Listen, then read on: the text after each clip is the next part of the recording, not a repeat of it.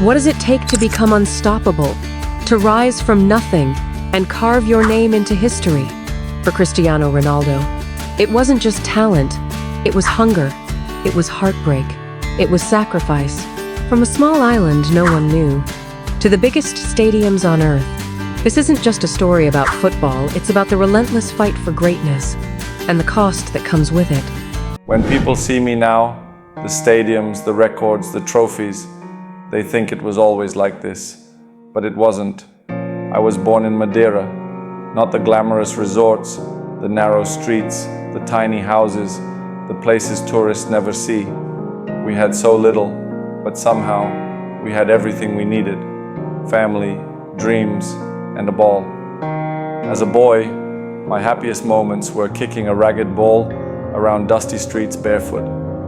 I didn't have brand new boots, I didn't have fancy gear, but I had a hunger. My father, Jose, he was my first hero. He worked at a local football club, cleaning, fixing, doing whatever he could.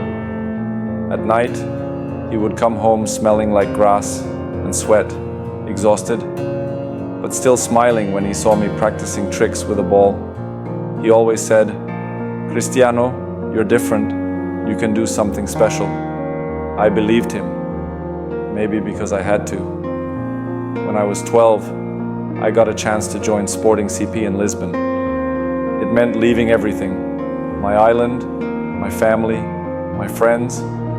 It meant facing a city that didn't know me, a dormitory filled with strangers. There were nights I cried myself to sleep. I missed my mom's hugs. I missed home-cooked meals. But every morning, I laced up my boots and told myself, prove them wrong. At 15, they said I was too skinny, so I trained harder. I ran with weights tied to my ankles. I sprinted up hills until my legs gave out.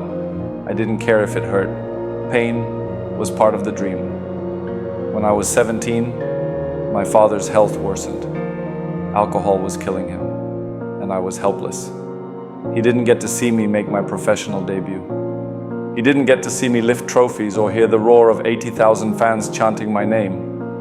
A part of me is still playing for him. Manchester United came. Sir Alex Ferguson believed in me when others said I was just a showman. He became a second father. He taught me about discipline, about winning with your heart as much as your feet. At United, I learned what greatness demanded, but ambition has a price. I missed birthdays, weddings, moments I could never get back. I lost friends. I gained pressure. And then, Real Madrid, a dream, a burden, a challenge.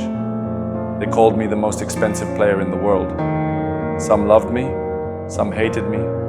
Every match, every training session, I felt the weight of a city on my shoulders.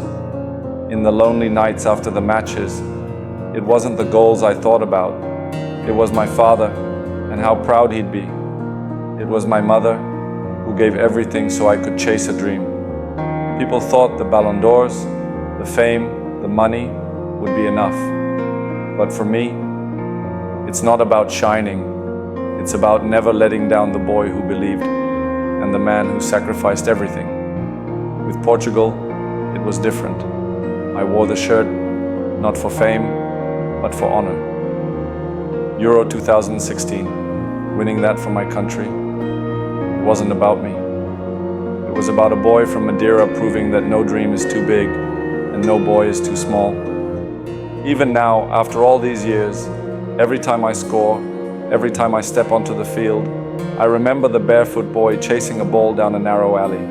And I smile, because I know talent gave me the start, sacrifice built the journey, but heart is what made it unforgettable. Cristiano Ronaldo's story isn't just about records or fame. It's about believing when no one else does. It's about the lonely nights, the losses no one sees, the sacrifices no one talks about. It's proof that where you start never defines where you can finish if you have the heart to keep going. So now we ask you, what dream are you willing to chase? What sacrifices are you willing to make? And when the world tells you to quit, will you keep running?